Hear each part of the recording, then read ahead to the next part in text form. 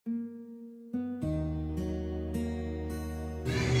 Irsad almarhum Kiai Hasan Mas'ud, almarhum Kiai Ngabei Haji Ahmed Arifin bin Kiai Ngabei Kertorejo Purnoto, almarhum Haji Marwan bin Irsad, almarhum Kiai Ngabei Haji Agus Noto bin Kiai Ngabei Haji Ahmed Arifin, almarhum Kiai Ngabei Haji Abu Hamirun bin Kiai Ngabei Ahmed Arifin, almarhum Budiono, almarhum Supriyadi, almarhum Maksud, almarhum Tansir Torohula bin Bara, almarhum Hartarto Sastro Sunario.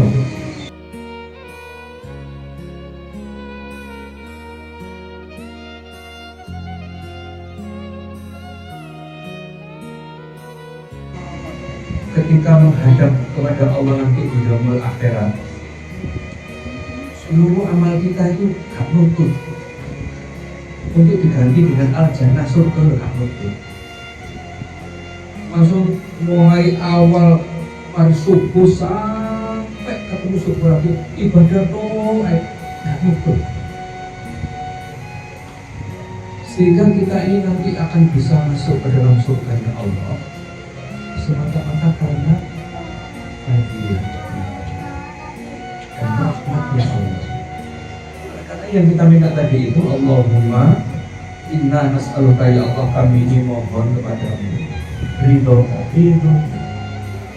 wa fadlika dan fadilah wa rahmatika dan rahmati, karena itu yang bisa menyelamatkan kita. Apa yang kita minta? Imanan la yaqtadi, iman yang tidak pernah kita ambil ya Allah. Wa na'iman la yanfadu, kenikmatan-kenikmatan yang tidak pernah engkau ambil. Wa murafaqah, dan kumpulkanlah kami ini nabiyakah dengan nabi kami Muhammad sallallahu alaihi wasallam bi'a'lal jannati khuldi, nanti di surga al-khuldi yang tertinggi. Amin. Allahumma amin. Jadi doa ini dengan baca walaupun nanti pakai koro Jawa ya, misalnya Allah boleh timbul ridho panjenengan, fadilah panjenengan, rahmat panjenengan, supados iman itu boten panjenengan pundut ya Allah. Kalau iman nggak diambil berarti kan kalau menimba husnul wana iman nggak yang fadil, dan kenikmatan juga tidak untuk ambil. Tapi yang lebih penting itu kumpulkan kami wa murafaqata nabiyana, kumpulkan kami dengan nabi kami Muhammad sallallahu alaihi wasallam. Di mana itu? Fi a'lal jannatil khuldi, di surga yang tertinggi. Surga itu 8 tingkat. Ada Firdaus, ada yang tertinggi itu namanya Al-Khuldi. Nah itu yang mungkin nanti disebut sebagai maqam mahmud, tempat yang terpuji. Sehingga nanti yang juga bisa menyelamatkan kita itu apa? Syafaatnya Rasulullah. Dengan ini saya yakin loh, kalau sholat itu akan gak khusyuk, cuma khusyuk ya. Begitu takbiratul ihram Allahu akbar, wes macam-macam dealing. Ya sing botekan, ya sing apa? Iki bapak era sing gurung nopo ditepakno. Kadang itu angen-angen macam-macam lho. Tidak lali itu mau rakaat kepiro. Itu sering. Oh lho ya andal rakaat itu sama mbek surga Gusti Allah itu kan mutu. Orang yang ahli ibadah yang khusyuk saja sampai 500.000 tahun beribadah itu, ketika dia ditimbang itu tidak dimasukkan surga karena waktu ditanya, kamu tahu nggak sebabnya masuk ke dalam surga oleh mereka itu? Ya karena ibadah saya itu. Oh enggak bisa. Karena dia tidak pernah maksiat di pulau yang itu, dan puasa tiap hari, qiyamul lail. Dan kalau buka puasa itu ada buah delima yang dia makan untuk buka dan sahur selama 500.000 tahun. Itu malah tidak bisa untuk masuk, tiket masuk ke dalam surga tidak bisa. Tapi akhirnya setelah dialog dengan malaikat itu disebutkan, ketahuilah kamu di bisa masuk surga ini hanya karena fadilah dan rahmatnya Allah. Kok dia tanya, kok bisa begitu? Disuruh menghitung. Kamu hidup itu yang memberi nafas kamu siapa? Allah. Itu nggak bisa kamu tukar dengan apa-apa. Kamu setiap buka puasa itu ada pohon delima yang selalu tumbuh untuk kamu jadikan sahur dan bukamu itu. Siapa yang menumbuhkan itu? Allah. Air yang mengalir jernih itu siapa yang memberikan? Allah. Jika kamu semua itu sebenarnya kita ini ditanggung oleh Allah. Makanya kul huwallah ahad. Allahu Allah bergantung kita. Jadi kita bergantung pada Allah. Nah, oleh karena itu kita ini harus yakin bahwa hidup ini bukan hanya di dunia, tapi nanti akan ada hidup di. Itulah kenapa sekarang ini ada peringatan haul yang ke-16 dari ibunda saya, yaitu Ibu Haja Halika binti Musbah. Sudah 16 tahun yang lalu. Sama ini Pak Haji Marwan ya. Yang ke berapa? 32. 32. Oh ya ini. Terus satunya ada Pak Bu Haja Siti Hindun yang ke-14. Loh, kenapa ini kok kita ini kirim doa itu? Karena sebenarnya setiap hari Jumat, di yaumil Jumat, semua arwah itu kumpul di Mekah sana. Di sekitar itu Ka'bah itu Masjidil Haram, kumpul seluruh dunia di sana. Cuma apa itu? Tunggu kiriman doa dari keluarganya. Makanya Nabi mengatakan istaghfiru limayitikum, mintakan ampun untuk ahli kuburmu, mayat-mayatmu itu. Mintakan ampun karena mereka menunggu. Jadi kalau ini tadi dibacakan tahlil, sedikit ada istighosahnya, ada sholawatnya. Nah itu kemudian nanti itu tutup doa itu, nah itu akan dikirim nanti. Makanya itu orang kayak kemudian penjara gitu loh. Oleh kiriman nak seneng lah. Dan jenengan kalau tidak pernah doa orang tua ini, itu ya kasihan mereka. Makanya anak yang mendoakan orang tua itu disebut al-waladus sholih, anak yang soleh yang mendoakan kedua orang tuanya. Minimal itu apa? Allahumma firli wali warhamhuma. Artinya artinya apa itu? Allahumma firli, ya Allah ampunilah saya, wali daya dan juga kedua orang tua saya, ayah dan ibu saya, warhamhuma, karena mereka pernah mengasihi kami. Karena robayani sohiro, ketika kami masih kecil dulu, ya kan? Kalau waktu masih bayi itu kan orang tua itu luar biasa memberikan kasih sayang kepada kita, yaitu doanya anak soleh. Sehingga doa ini kira-kira nyampe apa tidak ya? Nyampe nombotan sani kiri kata aliran, aliran Tono Cingkrang, itu namanya. Itu nggak percaya itu. Sudah itu orang itu amalnya sendiri dipertanggungjawabkan. Nggak bisa itu doa itu nyampe kepada orang yang sudah meninggal didoakan orang hidup, nggak nyampe itu. Orang itu dalam amalnya. Terus hukum gitu. Nah, saat ini pulau tangga. Orang itu kalau meninggal rukunnya apa? Ada rukunnya. Kalau sudah meninggal, pertama dimandikan. Yang kedua sapaan ini mau kemarin mandi langsung disolati. Iya, setelah dimandikan berarti disucikan, ya dulu pokoknya kayak mandi jenabah tuh seluruhnya itu ya kan gitu. Setelah itu dikafani dengan kain yang tidak berjahit. Setelah itu kemudian disolati. setelah disolati dikuburkan. Itu kan susah rukunnya merawat mayat itu. Nah, ketika disolati itu apa yang sholat mayat itu ada berapa takbir? 2, 4, berapa lagi? Tambah? Tidak ada. Ada berapa takbirnya sholat mayat itu? Halo? Jadi nanti sholat mayat cuma berapa? Rukuknya ada berapa? 4 juga. Sujudnya ada berapa?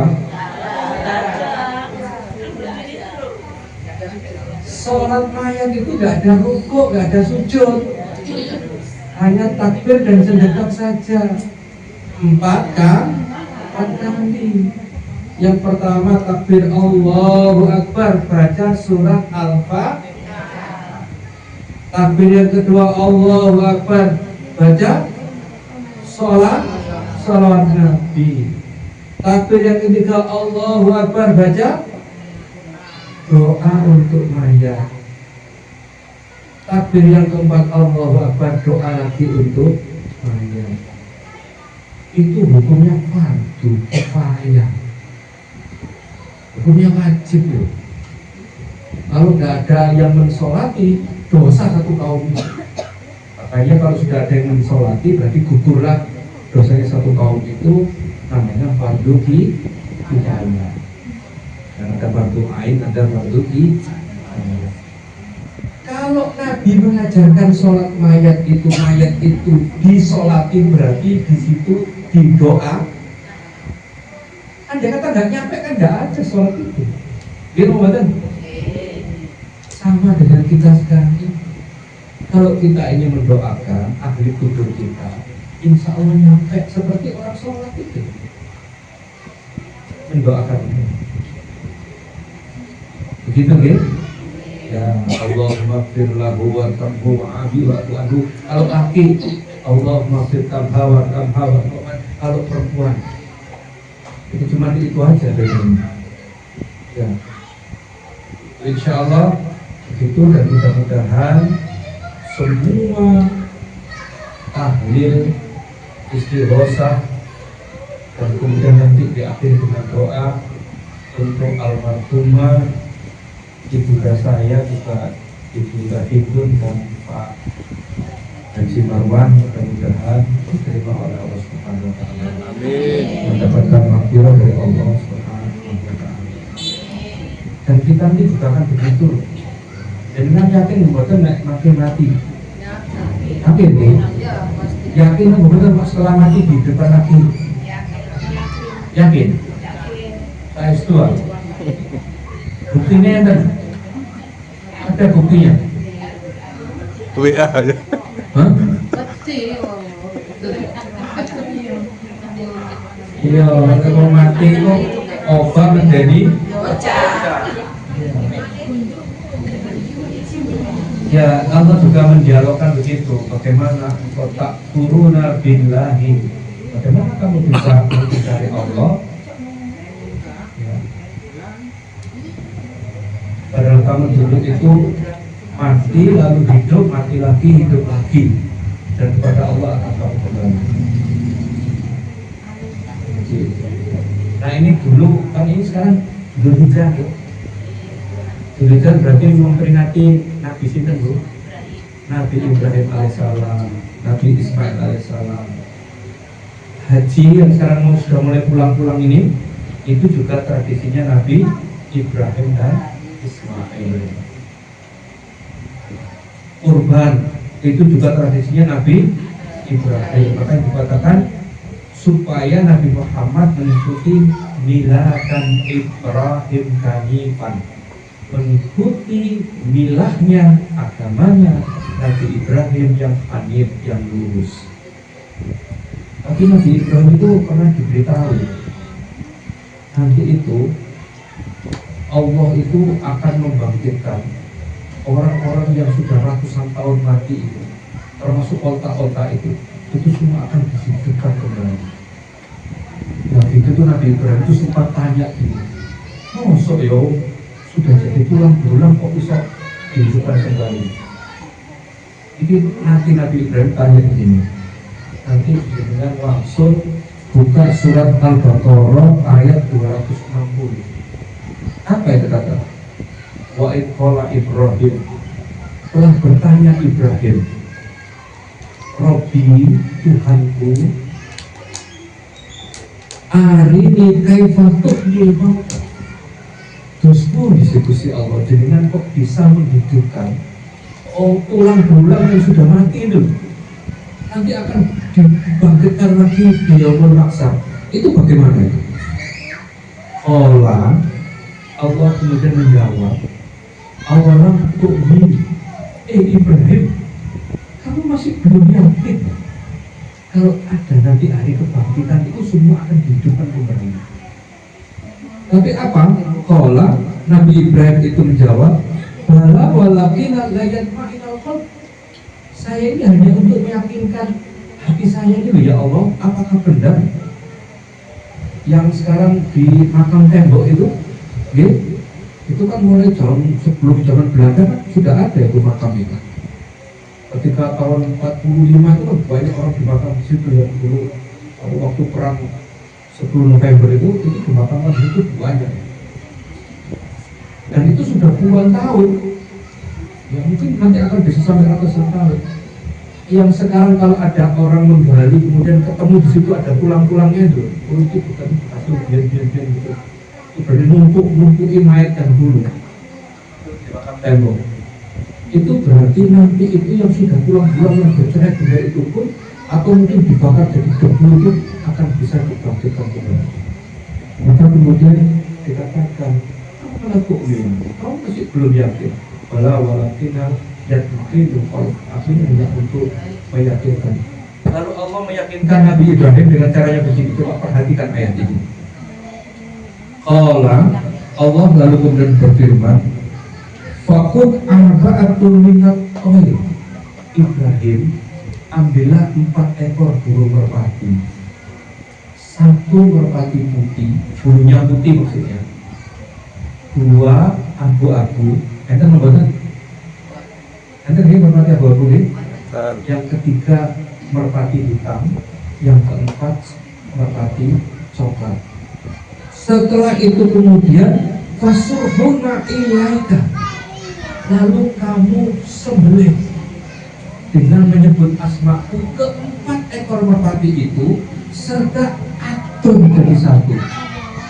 Nanti maksudnya ini kawan dong, seret cel buk diaduk sehingga antara merpati putih dengan merpati abu-abu, merpati coklat dan hitam sudah tidak bisa dibedakan karena bercampur dengan darah. Di situ ini membuatkan masak makan itu. Apa membuatkan? Itu saulu-ulu deh pokoknya gula nih kali. Oh iya kawan oleh masak saulu deh. Nggak maksudnya itu Nabi pokoknya bayang oleh masak itu dijadikan siji sehingga 4 ekor burung merpati ini tidak bisa dibedakan lagi. Betul nggih? Nah setelah itu kemudian dikatakan summa ij'al ala kulli jabalin minhunna juz'an. Lalu jadikanlah 4 bagian. Adonan tadi loh dibagi menjadi 4 bagian. 1 ditaruh di jabal bukit utara, bukit selatan, bukit timur, bukit barat. Sudah 4, jadi 4 itu bisa-bisa adonan tadi itu. Dikatakan summa huna ya'tinaka sa'ya. Lalu panggil Ibrahim burung merpati tadi itu. Nabi Ibrahim memanggil, Bismillahirrahmanirrahim, hei burung merpati, aku panggil atas perintahnya Allah. Tiba-tiba dari arah utara itu muncul merpatinya itu hidup. Selatan hidup, timur hidup semua. Hingga di pangkuannya Ibrahim alaihissalam. Ini Quran loh ini. Ini ini Quran. Yang pertama begitu. Lalu dikatakan wa'alamu annallaha azizul hakim. ketahuilah Allah itu maha perkasa dan Nabi maha bijaksana. Kosong bisa Allah.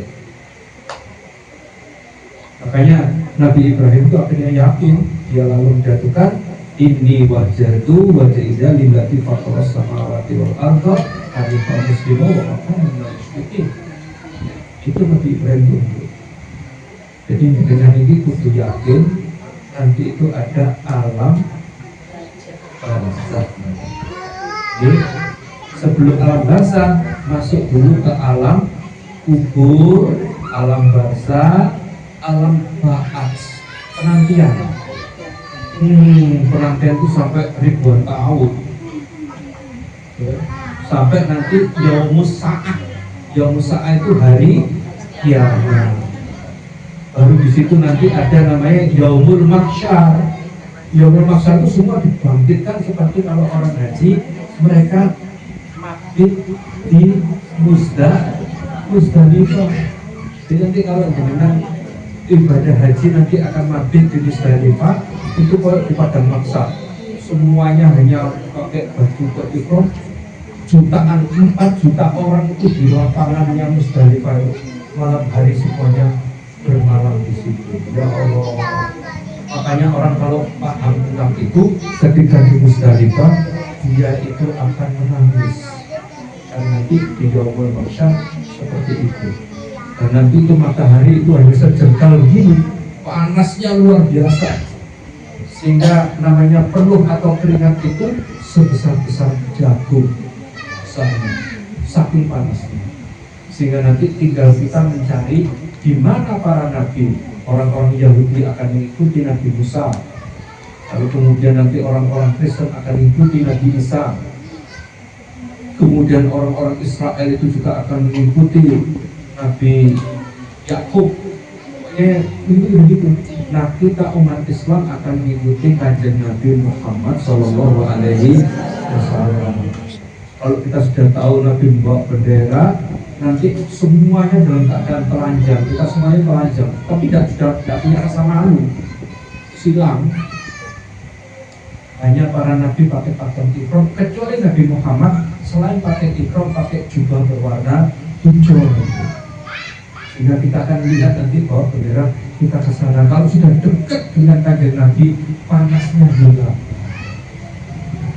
Nah, kalau kita mendapatkan syafaat Nabi, itu nanti kita bisa masuk ke dalam namanya Telaga Al-Kautsar. Itulah selamat kita akan bisa nanti masuk ke dalam surga itu. Makanya yang banyak membaca sholawat kepada kanjeng Nabi Muhammad Sallallahu Alaihi Wasallam. Ya, saya kira mungkin itu yang bisa saya sampaikan. Ini hanya mengingatkan bahwa perjalanan hidup kita ini itu mulai dari mati, ambat, summa ahya, lalu kita dihidupkan. Kapan kita dihidupkan? Kita dihidupkan itu kapan? Halo? Loh, kapan? Kapan kita dihidupkan? Mulai dihidupkan itu kapan? Salah. Hah? Kubur? Kita diberi kehidupan itu ketika usia janin 120 hari. Jadi waktu di rahimnya ibu itu sebelum 120 hari, 40 sebelum 3 kali 40 itu kita ini masih belum ada ruhnya. Setelah itu baru wanafatu min ruhi, ditiupkan ruh, baru hidup. Jadi kita hidup itu ketika usia kita 120 hari di dalam rahimnya ibu, itu baru hidup. Makanya mesti sok nendang-nendang. Ya, setelah itu ibunya tendang, ya, dari dalam perut itu. Karena itu sudah hidup sampai lahir sampai sekarang ini. Nah, nanti setelah itu summa yumitukum, kita akan nanti dimatikan. Kita semua akan mati ya, kayak ini para armalu kita akan mati. Summa yuhyikum, tapi nanti akan dibangkitkan lagi. Summa ilahi turja'un, dan kepada Allah lah kita akan kembali. Jadi itu keyakinan iman kita kepada Allah Subhanahu wa Ta'ala dengan segala kodok-kodoknya, dengan takdirnya itu. Makanya pesan moralnya satu, Dengan ini sebelum nanti memasuki alam kematian, alam kubur, alam barzakh, menanti sampai yaumul barzakh, sampai itu wis cukup tak bekali. Gini betul? Cukup mau dereng? Makanya kalau dereng banyaklah beristighfar kepada Allah. Kalau kita seperti Nabi Yunus, la ilaha illa anta subhanaka inni kuntu minadh dhalimin. Kalau Nabi Adam, Rabbana dzalamna anfusana wa illam taghfir lana wa tarhamna lanakunanna minal